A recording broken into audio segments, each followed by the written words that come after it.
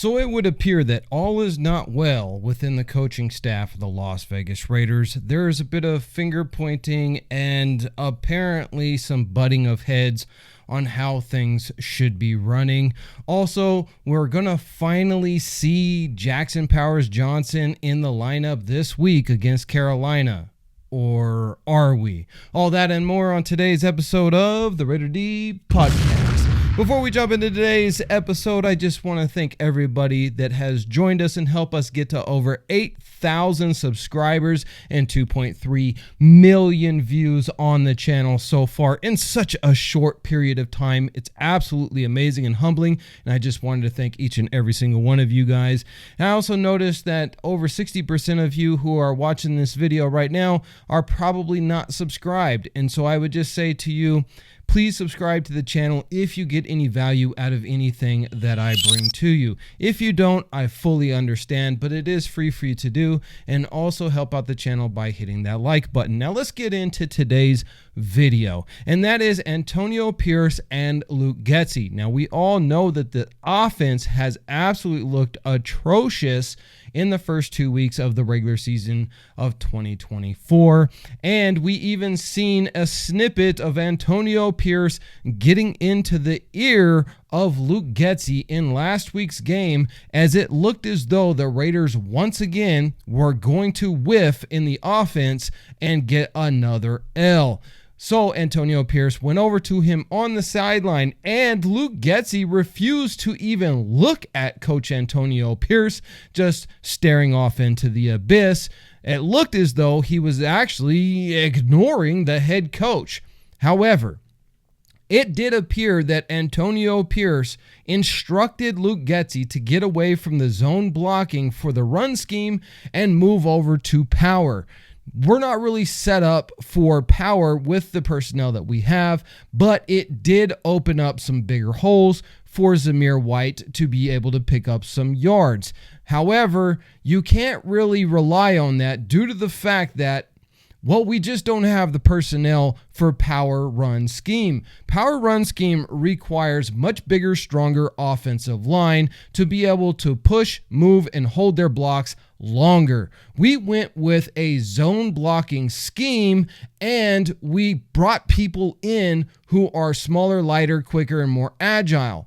However, it just has not worked whatsoever. Colton Miller, who has been a stalwart of that offensive line for a few years now and has been a Pro Bowler, he was a former first-round draft pick. In the past 2 weeks, he has looked like a seventh-round draft pick or a UDFA because he has been blown up over and over and over again, given up a handful of sacks already in only 2 weeks, where normally he only does that in an entire season.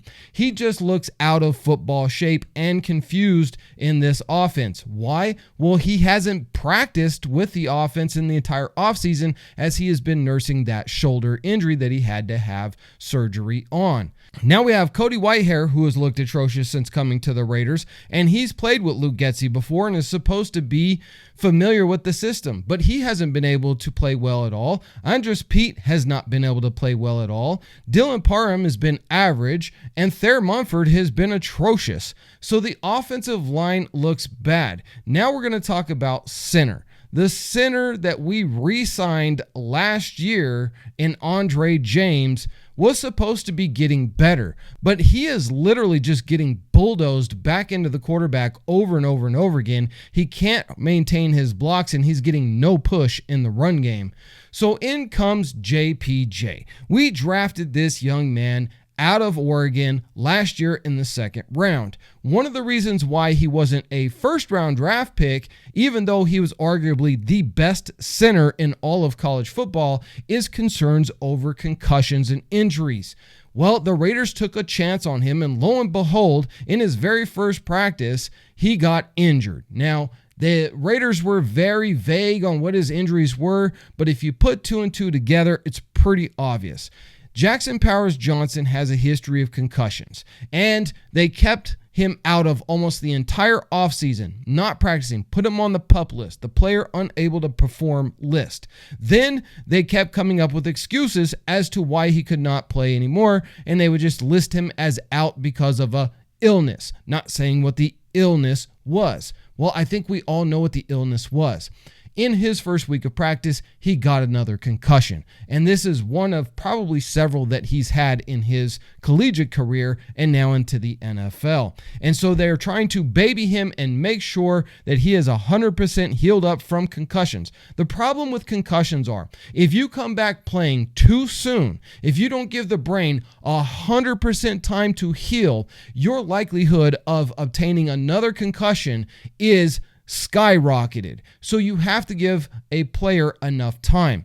I think enough time has passed to where he should be good. And it seemed as though Antonio Pierce alluded to it in this statement here. I asked about Jackson Powers-Johnson. Yeah. Have you closing in to getting on the field? Yeah, I mean, he was on the field a couple times in the game. You didn't see him? He was really hyped up and excited.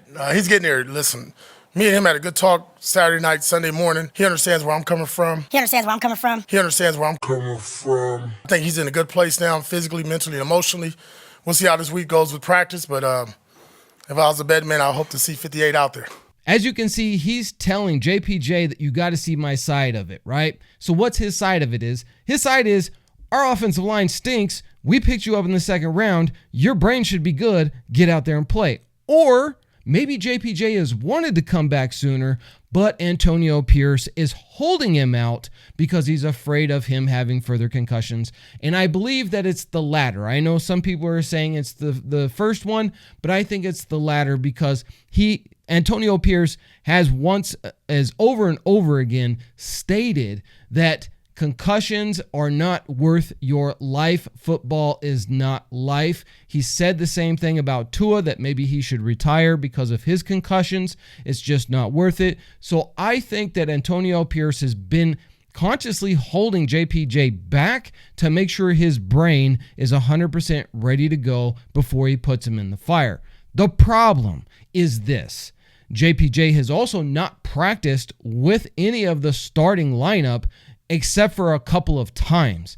And just like a quarterback needs to have chemistry with their wide receiver in order to get good, and that only comes through repetition, so too is offensive linemen, because an offensive lineman has to be able to feel out what's going on around them, and they have to have chemistry with their teammates. They need to understand their assignments. They need to understand when their teammate needs help, and they also need to understand when they need to get off of a block and pick up a blitzer or a free man. And that is very difficult to do without repetition. And JPJ has had none of it. So if JPJ does in fact come in and start for Cody Whitehair at left guard, I don't think he's going to play well, and I don't think we should have high expectations of him simply due to his lack of practice and chemistry with that offensive line. And he was a center in Oregon. Yes, he played left guard as well, but his primary position was center, and that's where he excelled. He will not be playing center, as Andre James will continue to be the starting center. That means he's out of position, he's out of practice, and most likely he's out of football shape. Don't expect too much from JPJ, but if he does, then it'll be a pleasant surprise. Now let's jump into the run game with Zamir White. Zamir White has shown that all of the concerns of his vision and ability to cut back and break tackles is still a problem. While he takes amazing Instagram pictures that blow up the internet, he is not amazing or wowing on the film. Why? Zamir White is a pure power runner. Run him up the gut. He's going to get you 3 or 4 yards. Hard-nosed runner. He is not Josh Jacobs. Josh Jacobs is by all means an average running back when it comes to size, speed, and strength. But what Josh Jacobs had in abundance was the ability to see a hole before it would even open up. And like lightning, he would be able to switch gears, cut back, and hit that hole running. Yes, he would get run down from behind by safeties, linebackers, and corners. And so his big play ability was fairly limited in that regard. But he was always good to be able to see the holes. Zamir White is blind out there. He literally runs into tacklers when he'll have a massive Red Sea opening to his left or right, and he'll just completely miss it and run into blockers and get tackled. This is a major problem, and I've been saying it.